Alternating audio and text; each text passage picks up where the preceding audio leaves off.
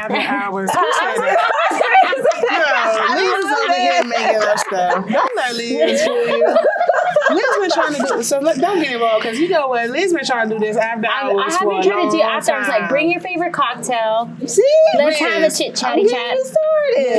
Listen. What you don't know is Liz has a successful book club called Tipsy Bookworm, where she pairs drinks and books together. So it's just not just drink. Because you're reading a book and you're like, you want to tell somebody, but there's nobody there. You're like, well, I should drink some cocktails, and then the story gets real interesting. This get a little funnier. Yeah, right? it's gonna get funny. That's what she does. So don't fall for it because she been trying to work me on this. She's trying to work you on it because now she's in another time zone, right? Yeah, so it's like she can do it. And listen, I know some people over there. I don't sleep anyway, clearly. So so it's fine. Sure, well, call me. For those of you who are joining us, first of all, I'm sorry. This is us girls clearly over here enjoying ourselves. So if you're not here at the CDI Symposium 2020, you missing out. So we're gonna give you a sneak preview of the great and amazing people we have met. Okay, so first and foremost, we are exhibiting here at this table, but we got some fabulous women over there. First of all, we still in all of their signage because they got all type of draperies and stuff. Yes. I said, don't come through with the flower game. On video, so I can. They have flowers on their table. Okay, so we might have to show you when we go live, but.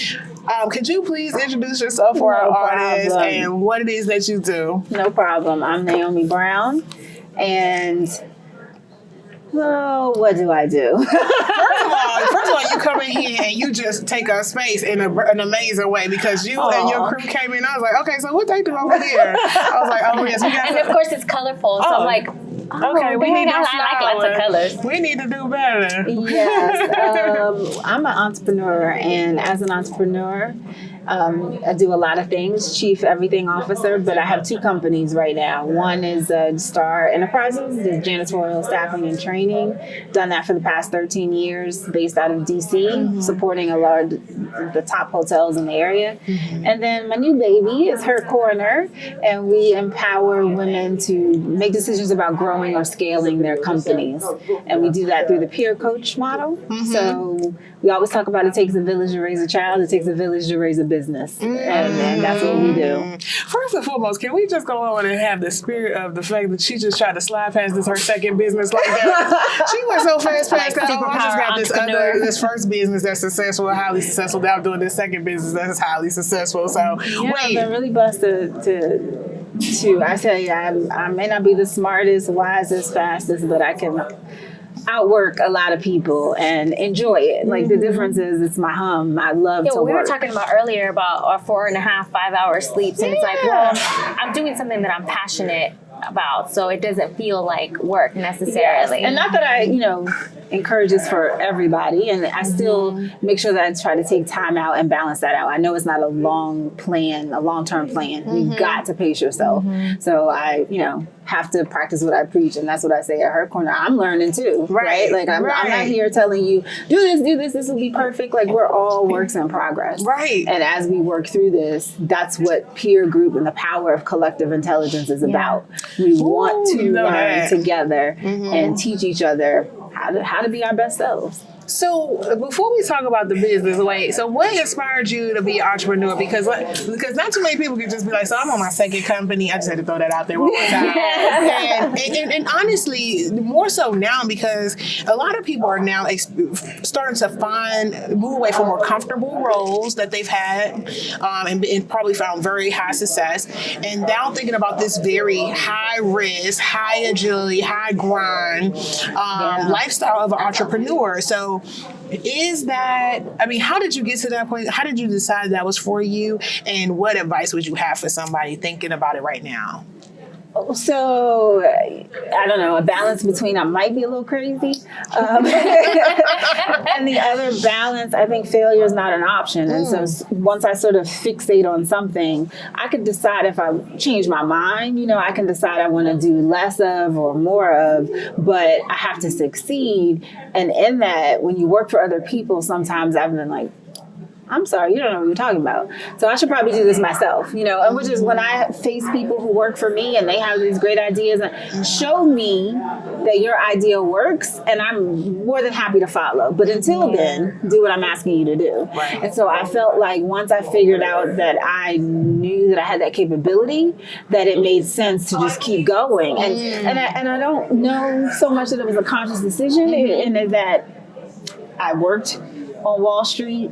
So I started working when I was 13 years old. And so every time I was fortunate enough to work at real companies, interning at IBM, Jones Day Law Firm, like really going through and working at different places. And once I got to Wall Street, I was like, I think I put in 65, 70 hours this week and I still got paid. So like, I almost make minimum wage, right? Once you do the per hour. Oh. And I was like, I'm really just, it wasn't paper pushing, but really just executing for people that already knew the game, right? And so when I then decided I was going to go out on my own, it just made sense. Yes. Right. Yes. It really just Yes. made sense that I learned some things. I was fortunate enough to learn early, graduate from high school early and college early. So then it was like, go ahead and try. Yeah. And then since I didn't fail, Yes. I just kept going. Yes. So that's really what's happened. I love hearing people's success stories, right? Love it. But I like to also know the grit that took you to get there. So can you tell us like a story or something that was gritty that took you a pause and you were like, oh, maybe I'm not meant for this, if that even happened? It happens every day. It's not, there's a couple ways to say this, but starting out with $500 on a credit card, like it wasn't that all of a sudden I got contracts and they were multi-million dollars. It took a while to get to that multi-million dollar level annually. And I think you have your days when staff that you maybe felt like you invested a lot of energy in and they do things that are like, did you tell these people I didn't pay you? Right.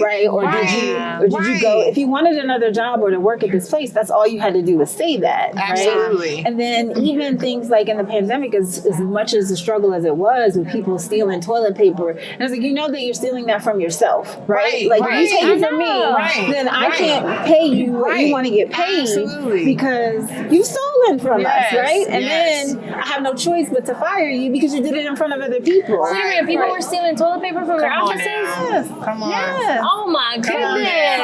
Y'all don't steal toilet paper. One for me.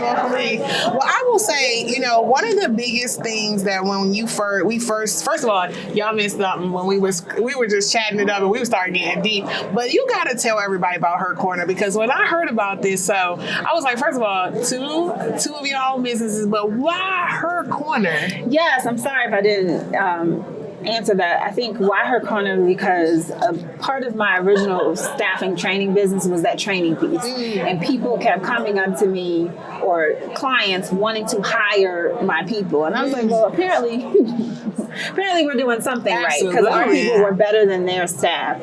So as I wanted to invest in myself and grow more, I got involved with HerCorner because I was like, if I'm going to network with women, I wanted to be where it's purposeful and we roll up our sleeves. We get into some numbers, because if it don't make dollars, it don't make sense. Okay. Yes, absolutely. Look, you sound like this one right here. This one right here. Like, so. Why do I need to apologize for making you pay me? Right? Yeah. Know your worth and add tax. And it took me that going back to the grit, like it took me a while to understand, and the help of good friends to say no. Charge them. Yes. And so with HerCorner, it was a platform where I could help women and stuff that I was already doing, right? And then monetizing it. It's like following my own advice. Like at the end of the day, I hear people telling people stuff, and I'm giving way more that's life-changing and help you make money for your business. Because that's all I want people to do. I want you to be able to afford you. I don't want to pay for you. I mean, I keep telling people, there's 8 billion people in this world. Somebody is going to need need your services, and your friends are going to want it for free. Yes. Your friends are going to want to support you and be like, yes, like, let me buy 2 of those, Yes. or, you know, whatever it is. So what are some of the things that when you meet the women who are going to be ultimately leading these businesses, what are some of the things that are their biggest concern that you give them ease for?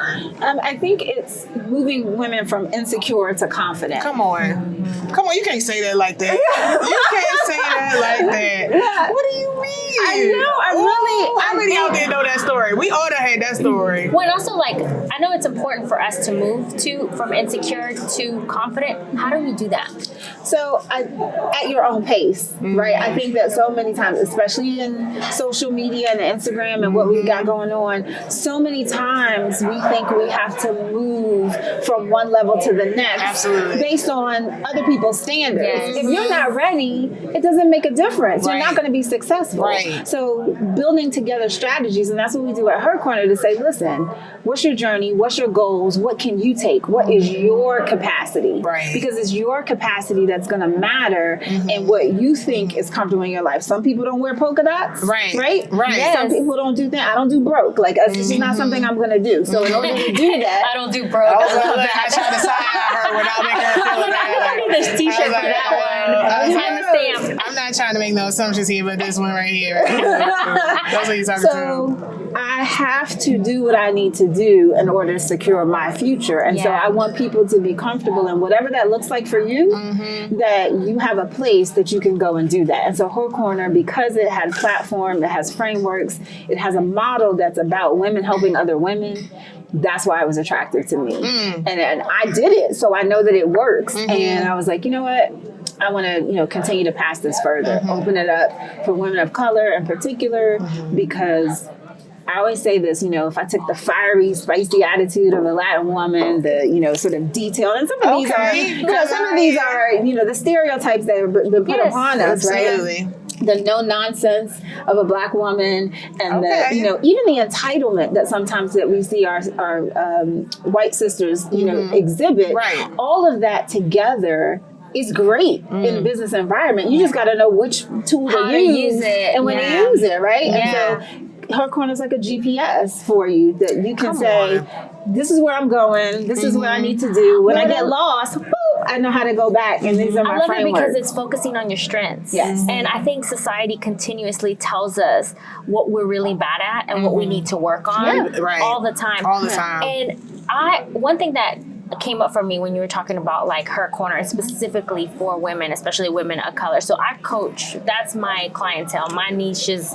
coaching women, especially women of color, who are in these corporate environments that they necessarily don't feel like they can get out of a corporate environment. Okay, and not everybody's circumstance is different, right? But I want to be able to help you navigate through this environment. And so one of the things that I always get not criticized, but they're like, why are you limiting yourself to just women? And I know what my reason is, Right. but for you, like, what was your pull that this was specifically for women? So, in as much as in full transparency, guys come and ask me for advice all the time, and I have no problem giving it to them. And I think that men are important in this struggle for women to get equity, pay equity, and everything else, because they have to acknowledge that.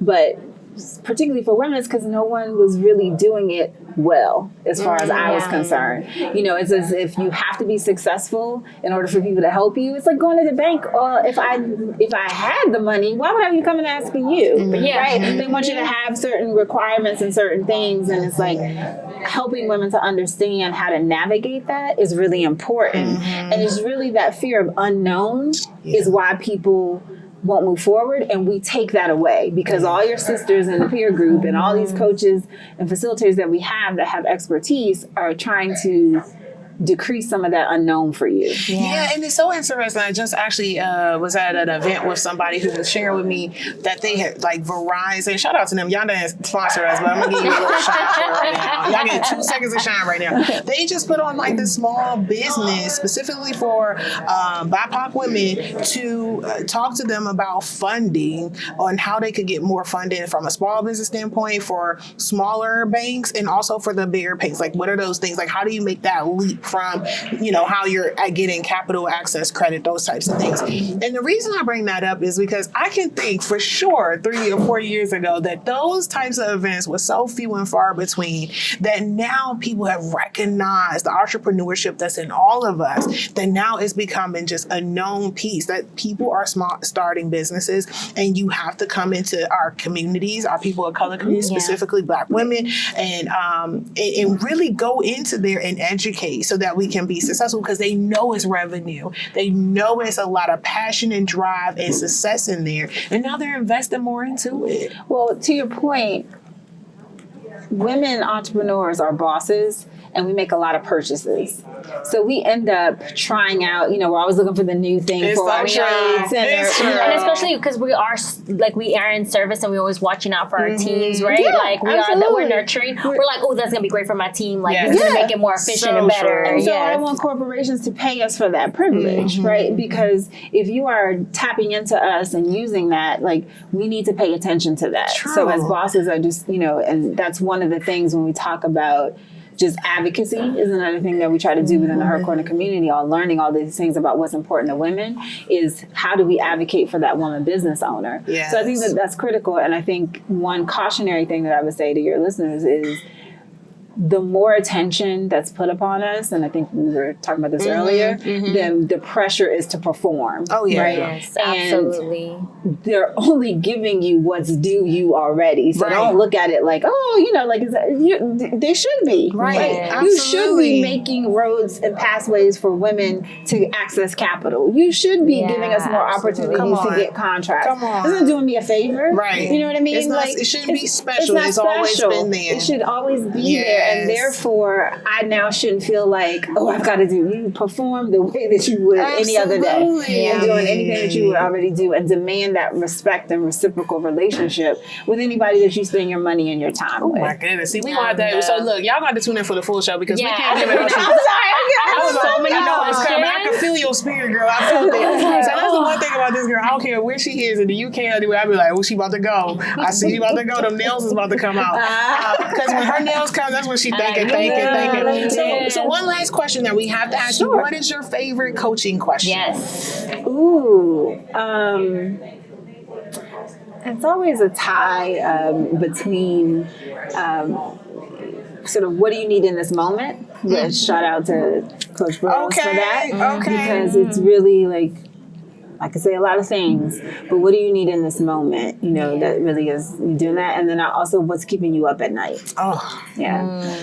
That one keeps me up by keeping me up. Okay. Yeah, you're right. Because when you ask people, which is all important, what's your goals, what's your vision, what do you do? All those things are important, and they're like research questions for me to kind of get to know you. But if I know what's keeping you up at night, right? I sort of okay, that. Let's deal right with that. Well, how can people contact you? I mean, I would like to make sure right now, call your name and then your company again, and then how can they get in contact with you and follow you? Naomi Brown, HerCorner.org, HerCorner.org, and we're at the HerCorner Collective on Instagram. Yes. Anything coming up soon? Yeah, we'd love to hear about. We're all over doing a lot of events, and that's why it's important to follow us and get on our mailing list and blog. But we have in the DC area at the end of this month an Accelerator program. We'll be at the Thompson Hotel, very swanky, very fun. We're going to do little party and profit pajama party at the end. I love that. Yeah, we're going to have a good time. That's amazing. Well, if you don't know, now you know. Okay. Oh, thank you so much. This is such an amazing conversation. We want to invite you to the podcast to do a full conversation, because what we want to know is more about who you are, not necessarily what you do. But y'all going to have to tune in for that. That ain't going to get done today. But thank you so much for your time and sitting down with us. Man, I can't wait to talk to you more. Oh, Goodness my gosh. gracious. It's a pleasure.